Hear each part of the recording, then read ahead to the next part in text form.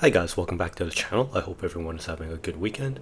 So today we just wanted to see what would happen if you put $1,000 into ULTY at the beginning of the month to see what would happen.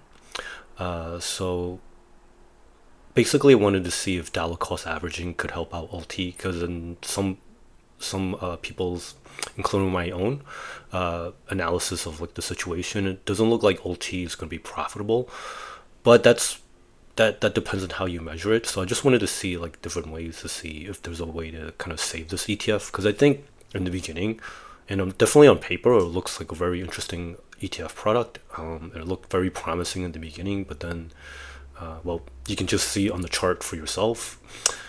So let's start with the basics. So near the top, you'll see that I put in like $1,000 per month, and then I list the closing prices for the near the beginning of each month.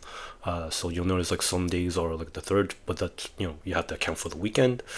So you put $1,000 in at each of the prices. So for example, on March 1st, take $1,000, divide by 20, you get 50 shares, and that's $1,000 invested. And then over here on the total shares, this shows you like the cumulative total number of shares. So you can see we wind up with 497 shares in total. And then let me scroll over a little bit to the right, so you can see like the payable dates and the distributions, and then the total like payday that you would get if you had invested $1,000 per month. So you come up with $1,800.24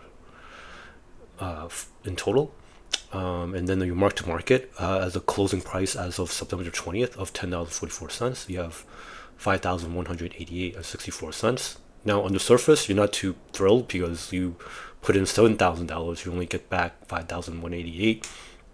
So that's almost a negative 26% return. However, your distribution return is almost a little bit above that. So like the total return is barely above break even.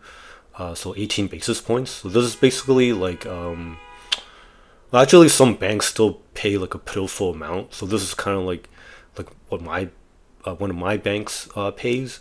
So unfortunately, you're still you're not too happy because you're barely above break even. But then I also wanted to show on the next spreadsheet what would happen if you've invested near like the lows, or actually at the lows of each of the beginning of each month. So I did the same thing. So let's just cut to the chase. So your total is 1846 and 27 cents. So again, similar same mark to market. Your price return reduced a little bit. So it's like slightly less negative, so like a 24.76%. Same thing, same distribution return. So if you happen to just buy like near the lows of the day or at the lows of the day, your total return improves to 1.61%. Again, you're not jumping for joy, but at least you're not losing everything. And so then I also did like something similar from some of the previous videos where I invested like a small amount in the beginning, so $1,000 on March 1st, but then I'm cheekily calling this a YOLO, but it's not like a true YOLO.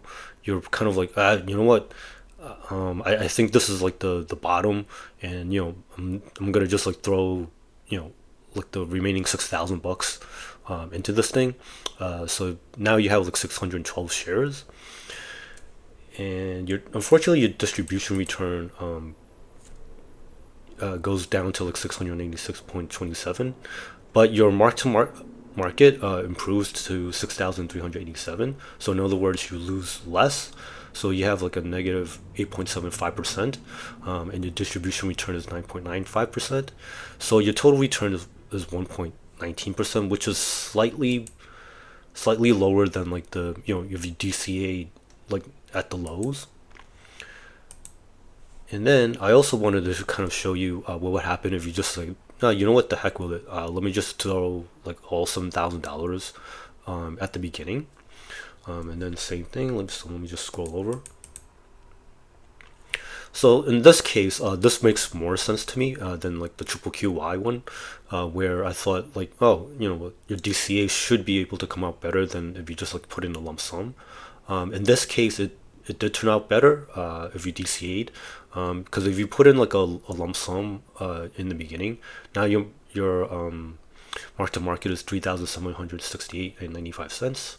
So, but that's a really brutal 46.16% price return, but your distribution return is 39.46.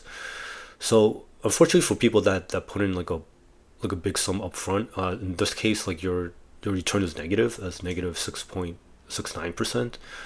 So I think it's interesting to kind of show you like the different ETFs and how like the returns like over time fared. So for ULTY in particular, it's a tough one just because like there were so many changes. And I'll link another. I'll link to the video that I made. Why is ULTY so faulty, and I kind of go over that. So in case you want to check that out, you can do so without making this video extra long. So I feel for people that kind of like put a lump sum in the beginning. But for people that you've been kind of chipping away at your cost basis, that's usually the way to do it for most ETFs. So hopefully I've people found this interesting or helpful. Thank you for watching. Hope you can like and subscribe, and I'll see you in the next video. Bye now.